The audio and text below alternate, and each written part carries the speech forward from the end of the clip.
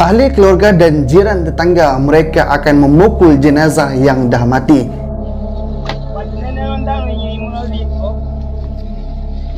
Dengan kayu ataupun pelepah yang sedih berganti sebelum dikuburkan. Kenapa mereka buat macam tu?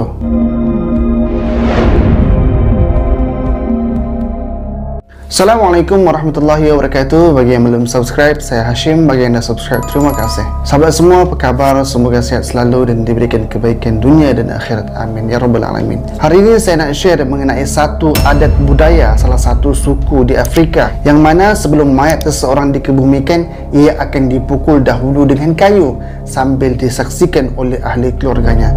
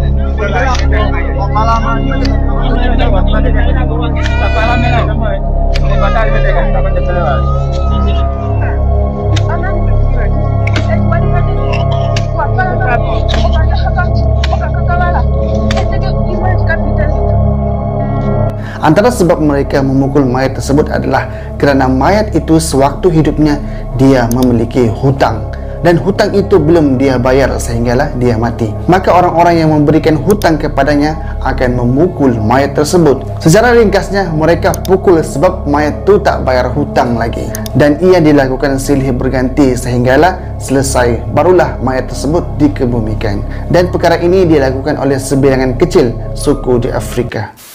Sahabat semua, bila kita lihat perkara itu, kita rasa bersyukur sebab dalam Islam, jenazah tidaklah diperlakukan seperti itu. Jenazah akan diurus dengan baik, bermula daripada memandikan, dikafankan, disembahyangkan sehinggalah dikebumikan, dan tidaklah diperlakukan dengan perkara-perkara yang pelik, dipukul, diketawakan seperti mana yang berlaku di negara lain.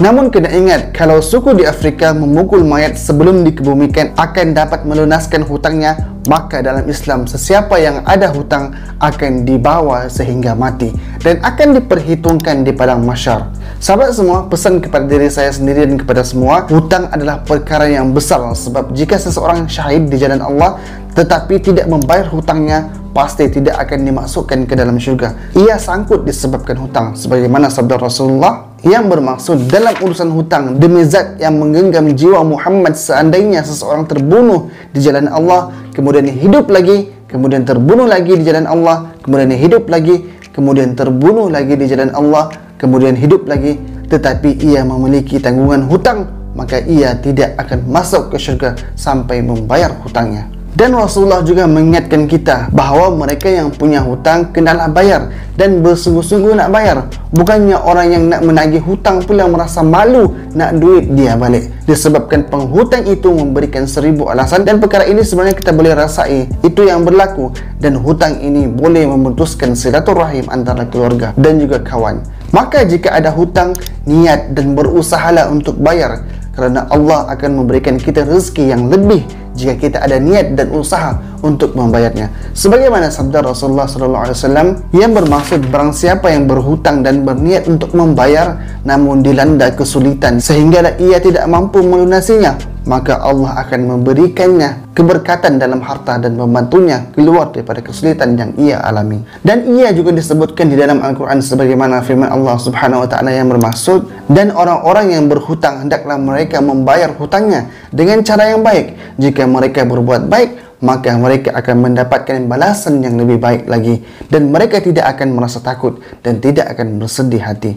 Jadi sahabat semua kita ni pernah berhutang, akan tetapi marilah sama-sama kita usahakan untuk membayar hutang tersebut. Kerana jika kita tidak membayar hutang, ia akan menjadi musibah kepada kita di akhirat nanti. Sebagaimana sabda Rasulullah, barang siapa yang berhutang dan kemudian meninggal dunia dalam keadaan belum membayarnya, maka hutangnya akan menjadi beban bagi dirinya pada hari kiamat kelak. Hari ini kesedaran membayar hutang itu semakin kurang. Orang yang berhutang boleh beli iPhone, boleh pergi bercuti sana sini, tetapi hutang mereka kepada saudaranya dipandang sebelah mata. Sedangkan itu adalah hak saudaranya yang dia pinjam. Nak tagih balik, keadaannya seperti kita pula yang berhutang kepadanya, sulit, pelit dan menyusahkan. Maka tepatlah saranan Islam untuk mengingatkan mereka yang beragama Islam agar mengambil berat akan hal hutang. Kerana fitrah manusia, jika hak yang diambil dipinjam oleh orang lain, dia ingin kembali. Adalah kewajipan kita untuk mengembalikannya bila kita dah pinjam, bila kita dah berhutang.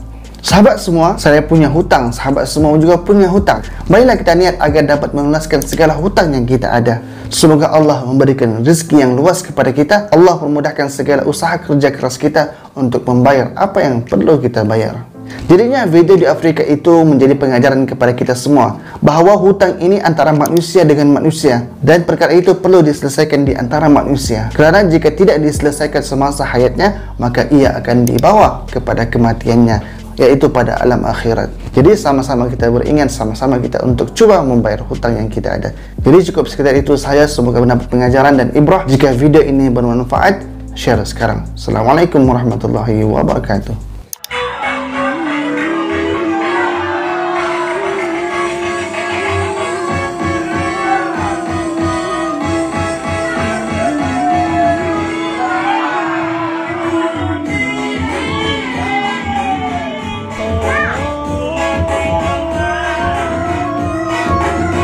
Mereka tertawa sambil menari saat kematian ahli keluarga mereka. Kenapa mereka buat macam tu?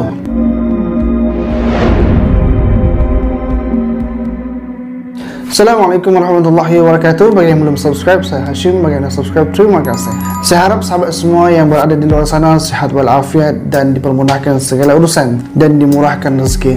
Sahabat semua, hari ini saya nak share mengenai baru-baru ini beredar video sekumpulan tertawa dan menari diiringi oleh muzik yang kuat di tempat kematian. Ada mengatakan yang mungkin juga mereka adalah ahli keluarga dan sanak saudara mereka yang telah kehilangan ataupun kematian saudara mereka.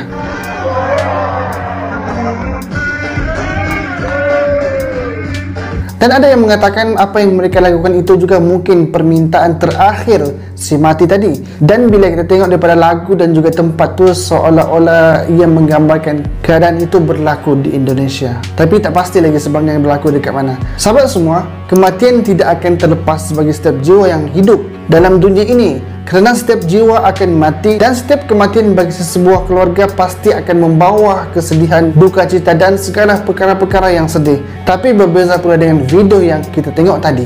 Sebenarnya dalam dunia ini ada sahaja perkara-perkara yang pelik kerana berbagai suku dan juga kaum yang ada dan pelbagai budaya. Dan ketawa sambil menari ketika kematian pun dilakukan oleh satu suku kaum yang merupakan kebudayaan mereka di Afrika, yang mana tradisi itu disebut sebagai Famidihana,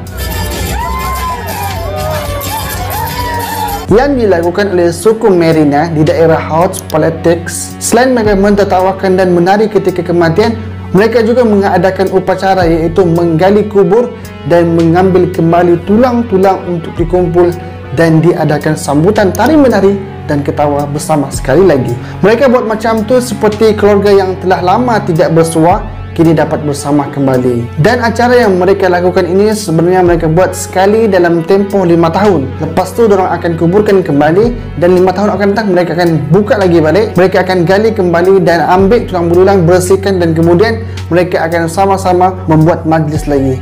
Dan menurut Andrea Nahaga Maheri, salah satu sejarawan mereka, mengatakan tradisi yang mereka lakukan ini bermula daripada mimpi salah seorang keluarga mereka, iaitu berjumpa dengan ahli keluarga yang telah pun mati, dan si mati mengadu kesejukan, dan mereka pun memberilah pakaian, dan mereka mengadakan pesta makan beramai-ramai, menari dan tertawa bagi menunjukkan kasih sayang mereka. Selain itu di Afrika juga mereka mengusung mayat dengan tarian, dengan pelbagai perkara-perkara yang pelik yang mungkin asing bagi kita, tetapi ia telah menjadi tradisi dan kebudayaan mereka. Sahabat semua, sebenarnya di Indonesia ada juga yang melakukan perkara yang hampir sama, iaitu suku Teroja di Sulawesi. Mereka akan menggali mayat ahli keluarga mereka setiap tahun dan dipakaikan dengan pakaian yang cantik, kemudian dihias dan kemudian diarak bersama-sama dalam kampung tersebut. Acara ini kebiasaannya mereka lakukan di bulan Ogos, dan mayat yang digali bukan hanya yang tua sahaja, tetapi bayi dan sesiapa sahaja akan dibuat perkara yang sama, iaitu digali dan dihias dan juga diarak di keliling kampung. Acara itu disebut sebagai festival mak nenek. Bahkan ada yang diawet dan diletakkan dalam rumah mereka sehinggalah mayat itu kering, dan mereka mengatakan walaupun ahli keluarga mereka telah pun mati, tetapi ia tetap berada bersama dengan mereka. Jadi kalau dekat Malaysia memang mustahil lah nak jumpa, dan ia berlaku di Indonesia sebab Indonesia ini besar, banyaklah suku, kaum dan budaya yang kita tidak tahu.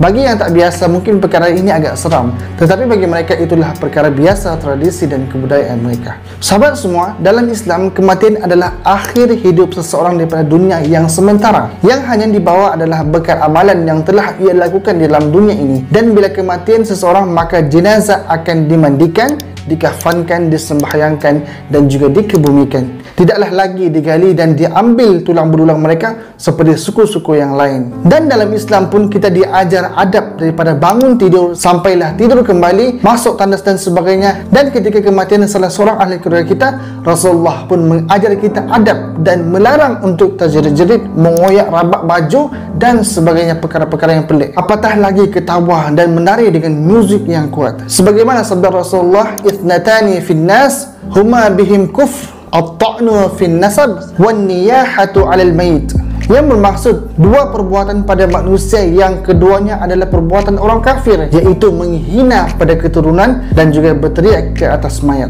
Dan Rasulullah juga mendidik umatnya agar tidak mengikuti apa yang dilakukan oleh orang-orang jahiliyah dahulu. Sebab terjerit-jerit, mengoyak rabak atas kematian seseorang dan juga menangis, menari dan sebagainya, itu adalah perkara-perkara yang dilakukan oleh orang-orang jahiliyah, yang bermaksud orang-orang yang belum mendapat hidayah, yang masih lagi mengikuti tradisi nenek moyang mereka. Sebagaimana sabda Rasulullah, "Laisa minna man darabal khudud wa syaqqal juyub wa da'a bid'awal jahiliyah." Yang bermaksud bukan daripada amalan kami mereka yang menampar pipi ketika kematian dan juga mengoyak pakaian dan menyeru dengan ucapan-ucapan jahiliyah. Sahabat semua, dalam Islam ada perkara yang boleh dan ada perkara yang tidak boleh, iaitu haram.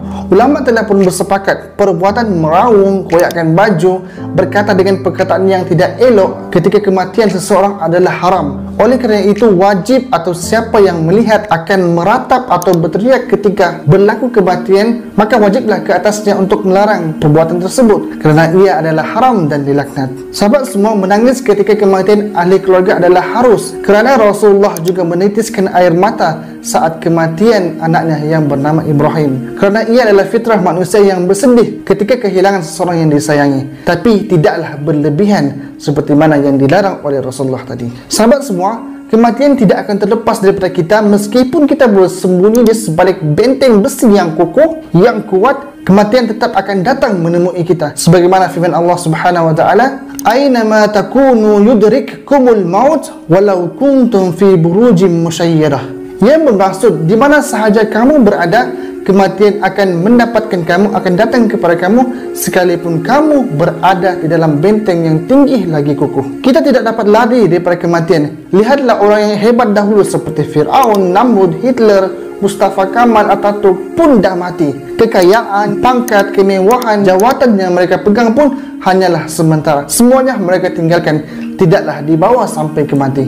Kerana semua itu adalah ujian yang Allah berikan kepada kita, sebagaimana firman Allah Subhanahu wa taala, "Allazi khalaqal mauta wal hayata liyabluwakum ayyukum ahsanu amala wa huwal azizul ghafur." Yang bermaksud Dia Allah yang menjadikan mati dan hidup supaya Dia menguji kamu, siapa di antara kamu yang lebih baik amalnya, dan Dia Maha Perkasa lagi Maha Pengampun. Jadi sahabat semua, dunia ini hanyalah sementara dan juga ujian kepada kita. Jadi marilah sama-sama kita memperbaiki diri, berpesan-pesan ke arah kebaikan dan juga sabar. Semoga Allah memberikan pengakhiran yang baik dalam hidup kita, diberikan kebaikan di dunia dan juga di akhirat, dan meninggalkan perkara-perkara yang dilarang. Jadi cukup sekedar itu sahaja. Jika video ini bermanfaat, jangan lupa untuk share dan subscribe. Assalamualaikum warahmatullahi wabarakatuh.